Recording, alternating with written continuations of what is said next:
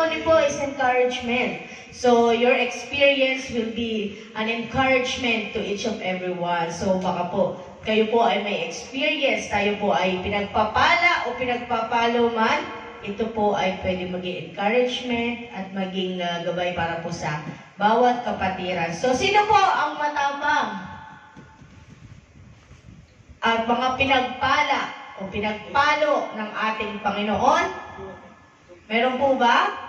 Lahat naman po tayo ay pinagpapala. Every day, paggising pa lamang sa umaga, pagdilat ng ating mga mata, may bagong hininga. Sabi nga ng ating Sister Joanny kanina, ang ating hininga ay wala pong bayad yan. It's a free. Pero kapag once na kayo ay na-ospital, may bayad na yan. Kaya, yung ko lang na-realize yun one time dahil nga po ako ay nagtatrabaho sa ospital. Ang hirap pala kapag ka magkakasakit, may bayad po ang hangin, yun yung oxygen. So, ayun, sino po ang mga pinagpala dito? Sige, unahan ko na. Praise the Lord po at patuloy kong pinupuri at pinapasalamatan ng Diyos sa buhay ko, lalo na sa araw-araw po naming mag-asawa na kami po ay bumabiyahe. This week, sobrang busy po ng ating mga kapatid, lalo na si Kuya Jobert. Shout out ko si Kuya Jobert. I'm so blessed to Kuya Jobert and sa aking asawa na ginagamit niya kasi nasira yung sasakyan ni tatay. So silang dalawa yung nag-aayos. Na tutuwa ako kay Kuya Jobert eh. Talagang nakaka-bless yung personality ng ating kapatid na to. The way he wants to help. Kahit pagod, kahit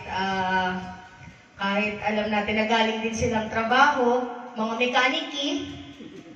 mekaniki, tapos pagdating ulit ng after work, magme-mekaniki na naman. So, alam mo yung pagod. So, hindi ko nga alam kung paayos ba o pasira eh. Basta mekaniki. So, ayun, I'm so blessed na makasama tong mga taong to. So, nakakatuwa every time na nandito sila sa bahay. Isang linggo lang, sabi ko kay Kuya Jobert kahapon eh, Kuya Jobert, isang linggo na tayo magkasama. Kasi halos lagi, pagkagaling ko naman sa trabaho, diretso kami ni Jepoy doon kay Kuya Jobert, kami naman nagsusundo sa kanya. So, ayun, praise God at sa kalakasan na binibigay ng Panginoon sa ating mga kapatid na ito. At ganoon din, kalakasan sa aking trabaho. Nagpapasalamat ako bukas. Actually, may pasok ako today. Mamaya. Kasi nga, bukas is aming sibahi. May survey kami sa ospital ng 3 days. So, talagang pinaghahandaan. Hindi ko nga alam bakit Sabado. Dapat walang pasok ng Sabado yung mga Saudi. Kaya lang may pasok inahabol, gawa ng Saudi National Day next week. Next week na ba National Day? Birthday mo. Saudi National Day, hindi ko birthday yun. Birthday. So, ayun. September 23, birthday po ni Beth. Huwag kayo mawala. Saudi National Day, kasabay ng Petsa de Peligro. So, ayun.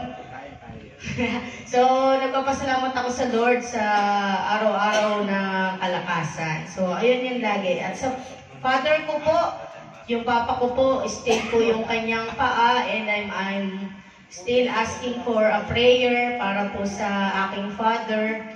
Still yung paa niya po medyo nabubulok na yung hinlalaki po. Pero kapag tatanungin mo siya, laging hinla namang nararamdaman. Ba't kaya ganun yung mga matatanda, no?